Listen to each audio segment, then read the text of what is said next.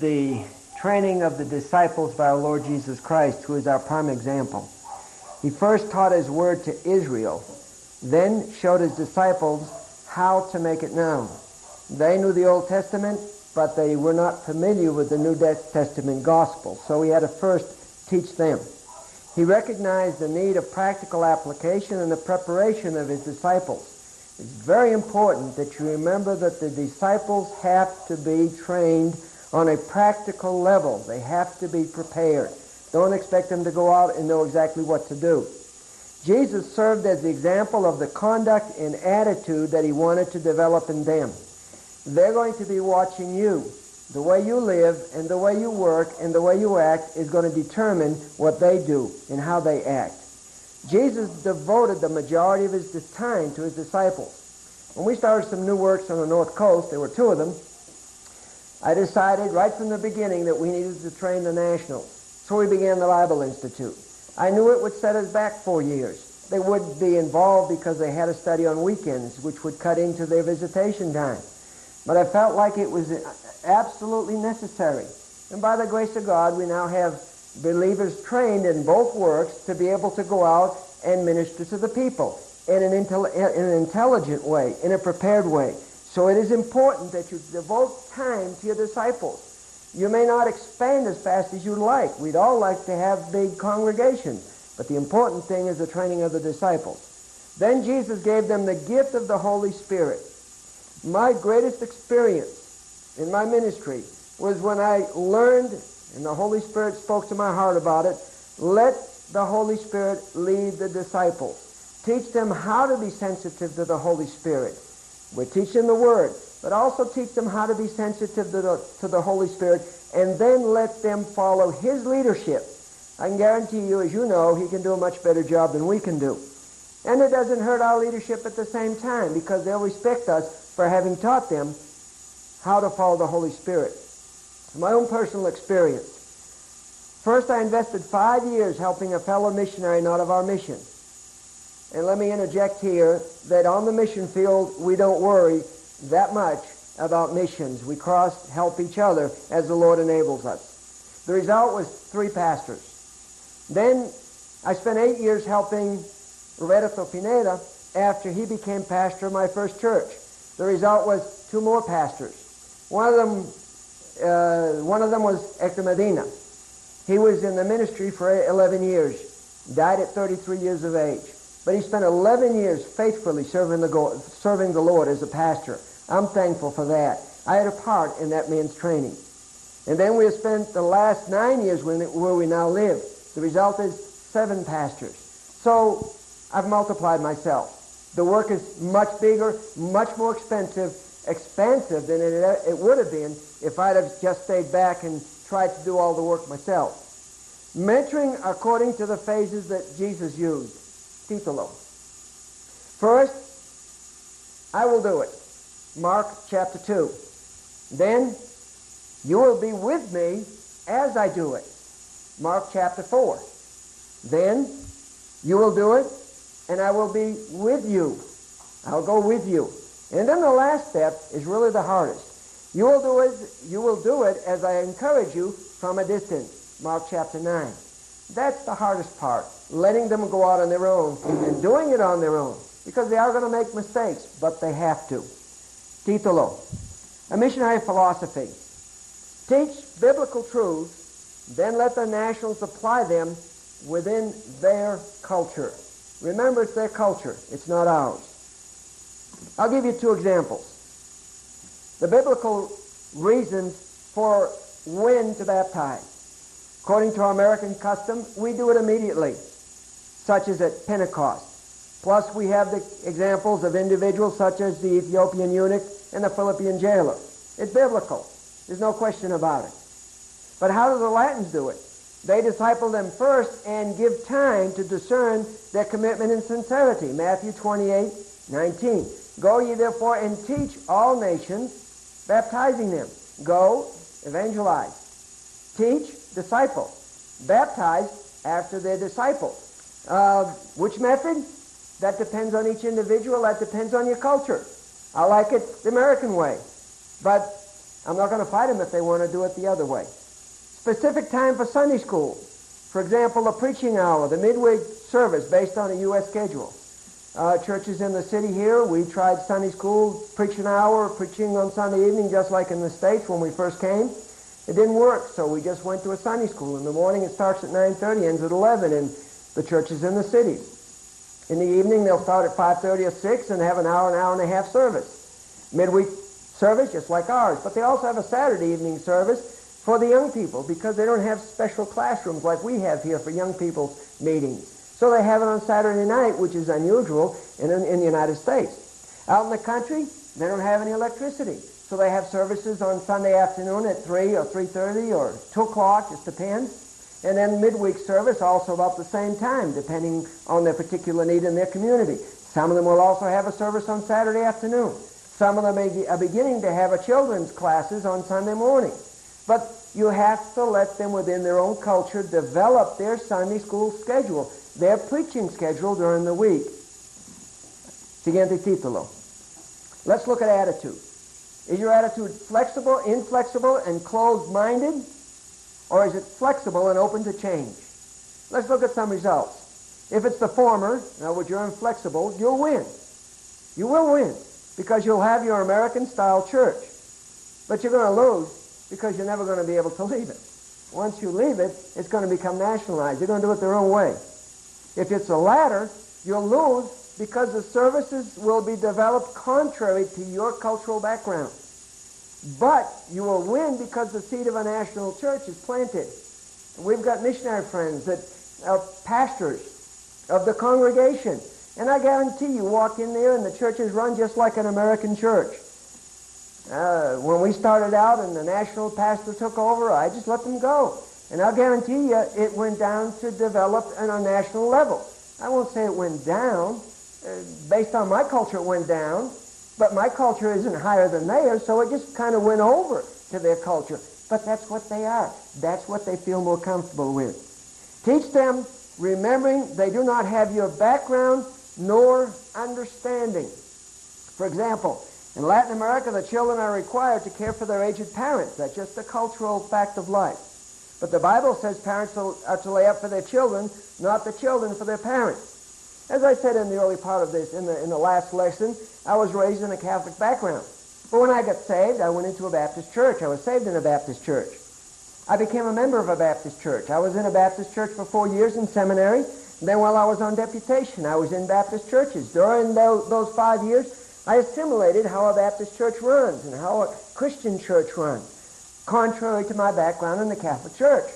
Well, when I came here to Latin America and I said something based on my understanding of what I had assimilated through the years, at first I thought, well, they ought to understand that, but they don't. They don't have all that background. Everything I say, they relate to what they understand in their own culture and in their own background. I have to remember that. Sometimes it takes 10 or 15 years for them to understand what to you is a very simple fact of life, really. But you have to give them time to understand, fully understand, not just your words, but what it means. Siguiente título. Let's look now at the call answered. Matthew 28, verses 19 and 20.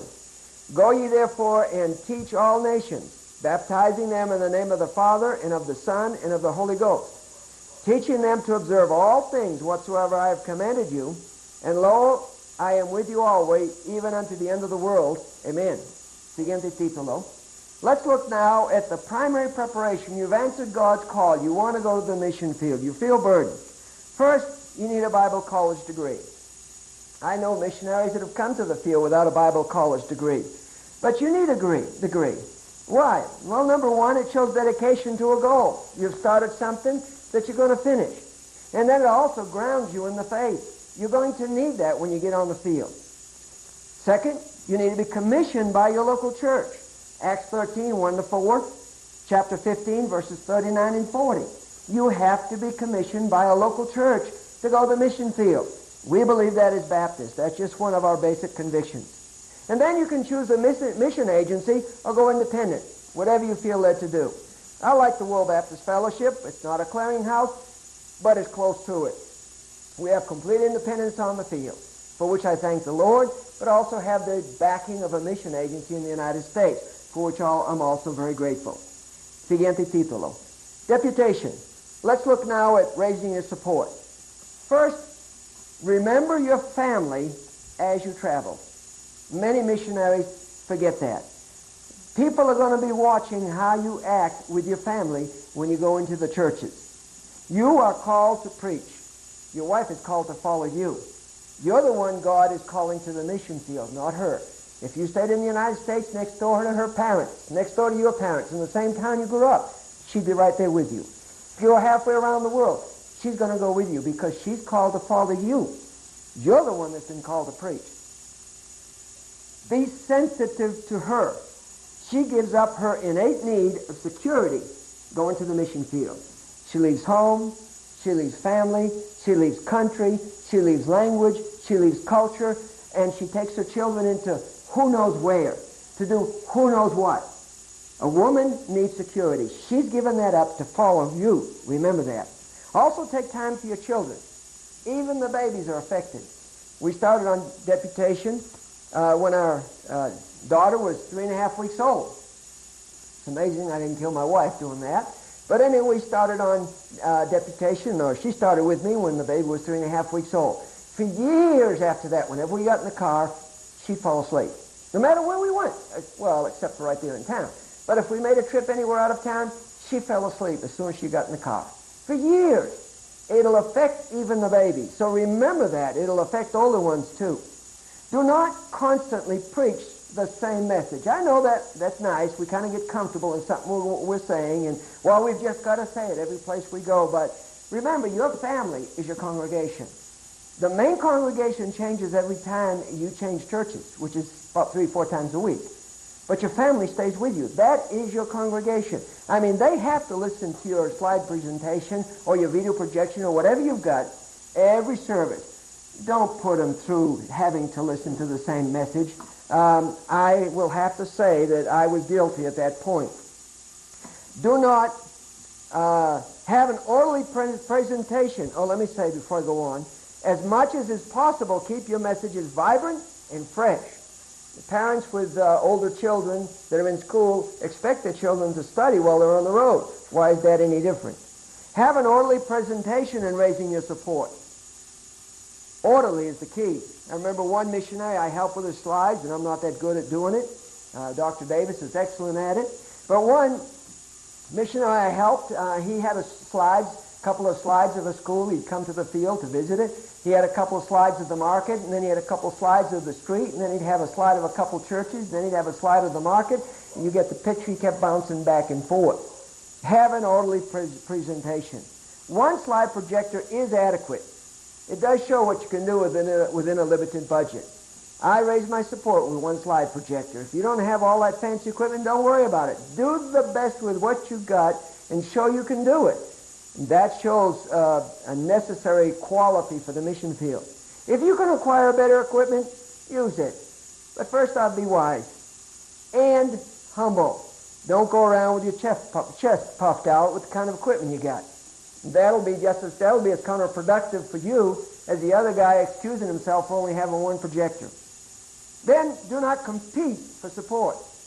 Deputation does not sanctify greed. God will provide your support. Trust Him. But don't go out competitively.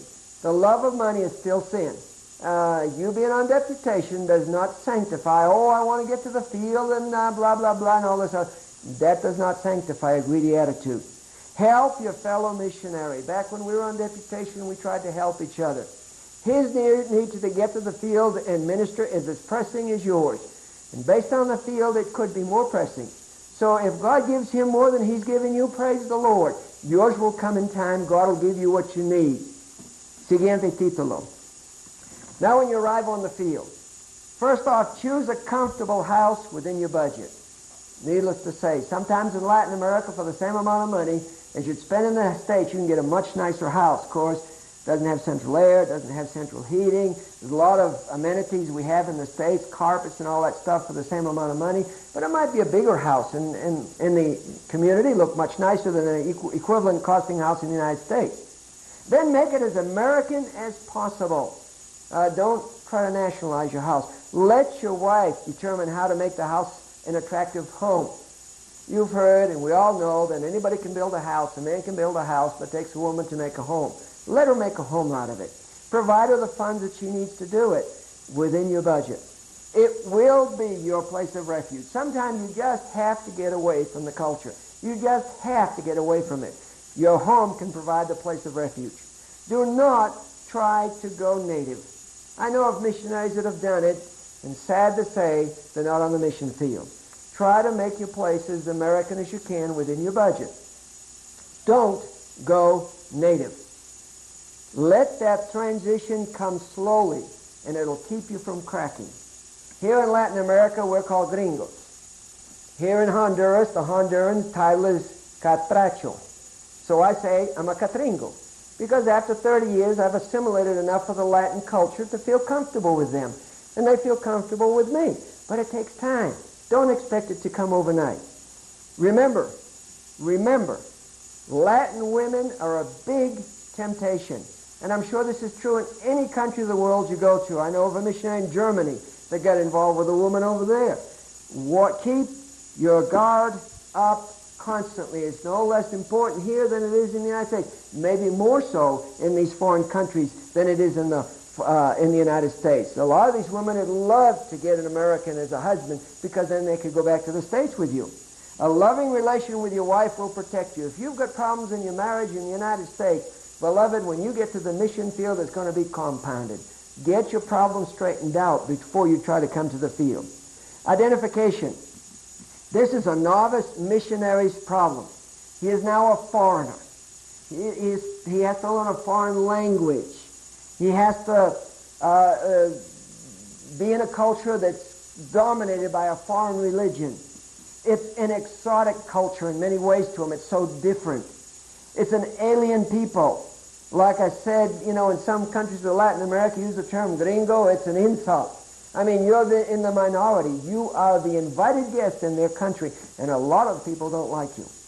This is a real problem for a novice. As a foreigner, you must now identify with the host country.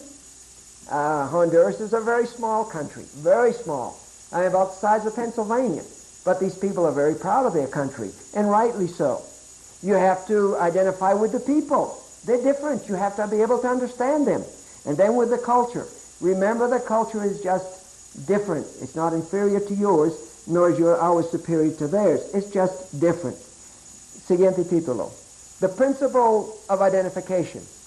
Identification is the heart of the Christian faith. We identify with Christ. He identifies with us. We identify with the Christian brethren. Jesus, our example, had a perfect and complete identification with man. We see in John 1:14, the Word, God the Son, became flesh and dwelt among us. He identified with us. We should do no less with the people to whom we're called to minister. Jesus took the form of a servant, being born in the likeness of man, Philippians 2:6 and 7. He did it. Why can't we? He left glory. He is God. He became man here on a sinful earth. We're men going across cultural barriers, going into another country, but we're still sinful men, equal to the men that we're going to minister to. They may have less money, they may have less education, but they're still sinful men. We're no better than they are, except for the blood of Christ. The Holy Spirit alone discovers His divinity to us. That's how we understand Him. And they have to learn from us about Him. We are Christ personified for them until He becomes their personal Savior. And then they watch us as we serve to know how they're supposed to live that Christian life. It was a fundamental principle of Paul's ministry. First off, we notice he did not compromise. He did not compromise on the fundamentals of the faith. Galatians 1:6 and 9. He stayed firm. He didn't change the faith. Whether Jew or Gentile, Greek or Roman, it didn't matter.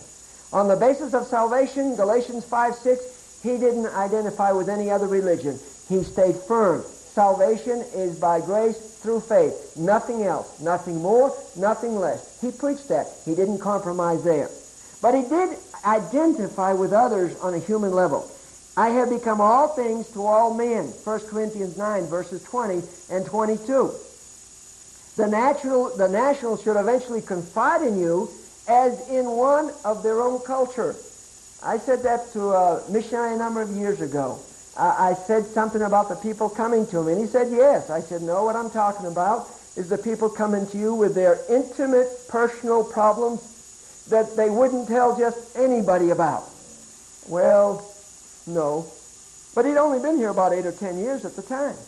It takes time, and a long time, to gain their confidence to where they begin to come to you for more than, will you loan me some money, or I need a pair of shoes, or my Johnny needs to go to the doctor. Can you help take him to the doctor, and so forth and so on. His life was so as to not offend. 1 Corinthians 8:13. He became to the Jews a Jew, and to the Greeks a Greek. He became all things to all men, that by it he might win some. Timothy was circumcised for the Jews' sake. Galatians 5:6. Don't let me get into Spanish now. To not offend them. He was circumcised so that he wouldn't be offensive to his Jewish brethren in the flesh. It is more important in missionary work than any other kind of overseas vocation. The goal of the world in business is to buy and sell. In diplomacy, to represent their country. Identification is not necessary.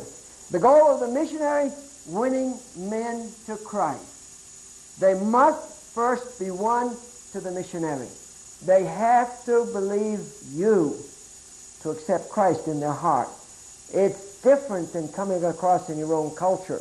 You're coming across in a different culture, in a different language. You're going to approach it differently than they ever would. And after they get saved and start witnessing, and you watch how they approach it, you'll understand the difference. Identification is indispensable. It is more an attitude than an activity. Outward identity with inward aloofness is hypocrisy. You've got to, you may say things apart from them that they don't hear, but they'll feel it. Your attitude will come through, and they'll see you as a hypocrite. Are people more important than your possessions? 2 Corinthians 8:9.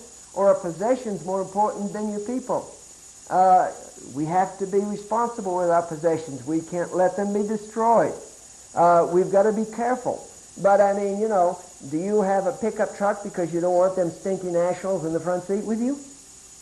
And they'll know it because, well, just one of you can sit up here. Juan can sit up here. The other sit in the back, please. Or do you let them get in your vehicle and just put up with it?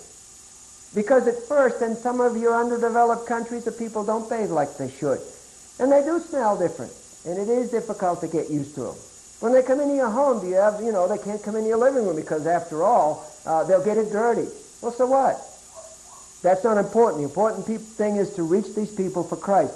Let me say again, that doesn't mean that you don't pay any attention to your possessions. You could care less what they do to them. That doesn't mean that. Titulo, the national's attitude. Let me say that sometimes, and maybe in a great way, the national may resent the missionary's income, house, vehicle, and possessions. He lives in a little room about the size of one of the rooms of your big house compared to him. And in that room, he's got his kitchen, his living room, dining room, and bedrooms. He's got 5 kids, and you've only got 2 or 3. And you've got 3 bedrooms, and he's got 1, maybe 2 rooms for his whole family. That could create resentment. Even if he wisely makes them available to the ministry, some nationals will not appreciate his generosity and spirit of service. There is going to be resentment. The reason? They're ignorant of the American standard of living. You still have to live at a standard that you, as an American, are accustomed to keep from breaking. You need that Americanization in your home. If they resent it, they're just going to have to live with it. You're going to have to live with it. The Lord will work it out. This will change. If and when a national or some nationals visit the United States, which has happened with some of our nationals here, and they see how the Americans live. And then even more as the leaders mature in Christ, and they understand you're just living the way you're used to living. Most of, I don't know of any rich missionaries. Here we are rich, but none of us are rich. But they think we are. But As they mature, they'll realize that we're just living in a standard that we're used to as an American.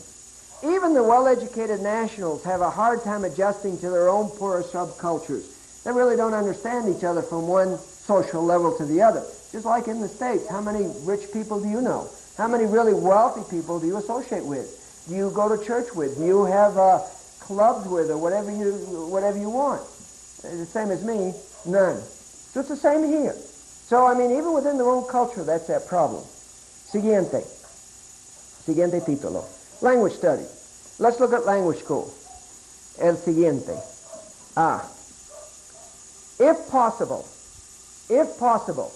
begin listening to tapes of your specific language while on deputation. Hearing words is a big step forward in language study. Listen to tapes. Get yourself used to hearing the language. That's when I was in the first trimester in language school, the teacher kept saying, listen and repeat, listen and repeat. When you first start hearing a foreign language, it sounds like a machine gun. You don't hear anything but a blur. Then after a while, you begin to distinguish that there are words in that language. I mean, you can hear words. And then you begin to study vocabulary and so forth and so on, and grammar. But as your ear gets accustomed, it becomes easy. So as you're traveling, you can put it on. You don't have to understand what they're saying. Leave it on for an hour a day, 3 or 4 hours a week. Just turn it on and leave it on. Don't even try to understand it. Let your ear become accustomed. The best language training program available is a justifiable expense. Don't think you're spending too much on language study. Language study is very, very important. The basis of everything you do is language. You're dealing in abstracts, not in material, concrete terms.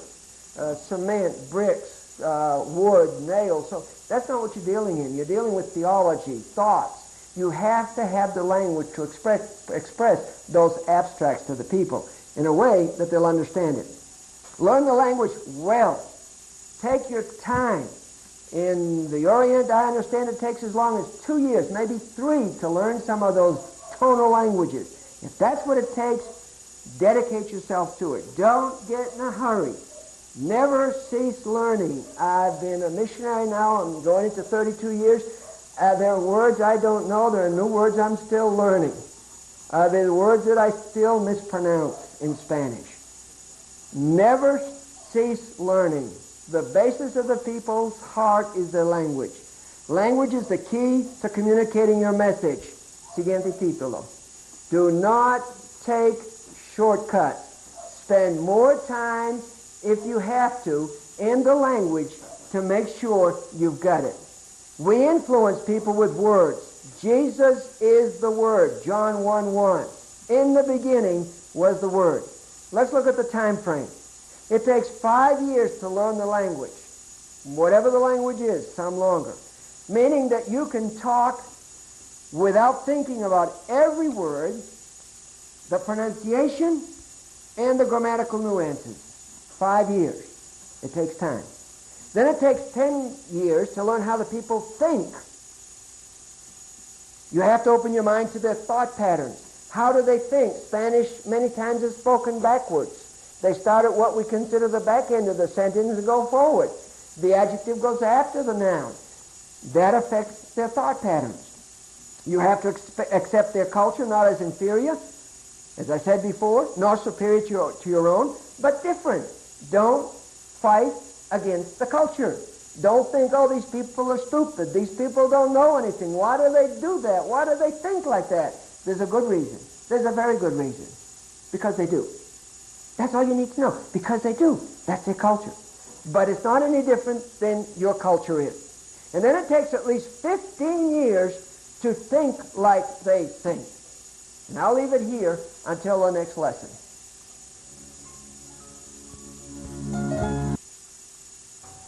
As I close out saying how long it takes